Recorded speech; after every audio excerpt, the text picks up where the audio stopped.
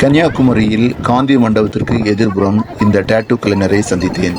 ஆச்சரியம் என்ன தெரியுமா? டேட்டூ போடுவதால் ஏற்படக்கூடிய பாதிப்புகளை பற்றி அவரே சொன்ன விஷயங்கள் என்னை ஆச்சரியப்படுத்தியது. பேர் என்ன? புது ஊசியில உங்க பேரல டேட்டூ போட்டனால என்ன யூஸ்? சும்மா ஒரு மாடலா ராயலா அப்படியே இருக்கும். காசு வேஸ்ட் தானே? காசு வேஸ்ட் தான். ராயலா லைஃப் உங்களுக்கு என்ன ப்ராஃபிட் கிடைக்கும் ஒரு டேட்டூ போடுறதுல? டேட்டூ போட்டாலே ப்ராஃபிட் தான். அவ்வளவுதான். ஒரு நாள் எவ்வளவு சம்பாதிப்பீங்க? கிடைக்கும் 1000 ரூபா 2000 ரூபா ஒரு மாசம் 60,000 சம்பாதிப்பா என்ன? கிடைக்கும். அதனால உட்கார்ந்து பல வருஷமா இருக்கு. பல வருஷம். எத்தனை வருஷமா இருக்கீங்க? 100 ரூபா தான் நேம் எழுதலாம். எத்தனை வருஷமா இருக்கீங்க?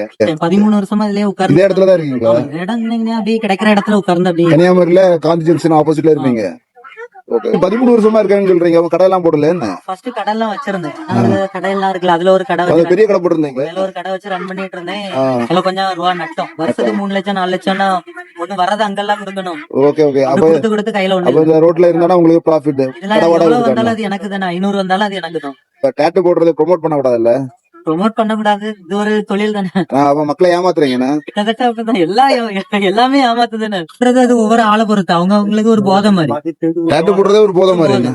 பாடி ஃபுல்லா போடுவாங்க என்ன? ஆமா, பாடி ஃபுல் எல்லாம் போடுவாங்க. அது ஒரு போதை. அவங்களுக்கு இன்ட்ரெஸ்ட் ஒண்ணு போட்டாச்சுன்னா அவங்க டேட்டூ காட்டிட்டு. Okay okay. அவ சீப் அண்ட் பெஸ்டா நீங்க தான் போடுவீங்க என்ன? ஆக்சுவலா டேட்டூ போடுறது வேஸ்ட் தானே? வேஸ்ட் தான். அது மேஜனா வேஸ்ட் தான். அளவுக்கு அதிகமா போட்டா எதுவா இருந்தாலும் வேஸ்ட் தான். சிம்பிளா ஒண்ணு போட்டாலும் நறுக்குன்னு போடுங்க. ஓகே. இது ஊசி தான். ஓகே. 100 ரூபா தான் ஃபுல் நேம். ஓகே. உங்க பேரு? பிரதீஷ். பிரதீஷ். ஓகே. தேங்க்யூ.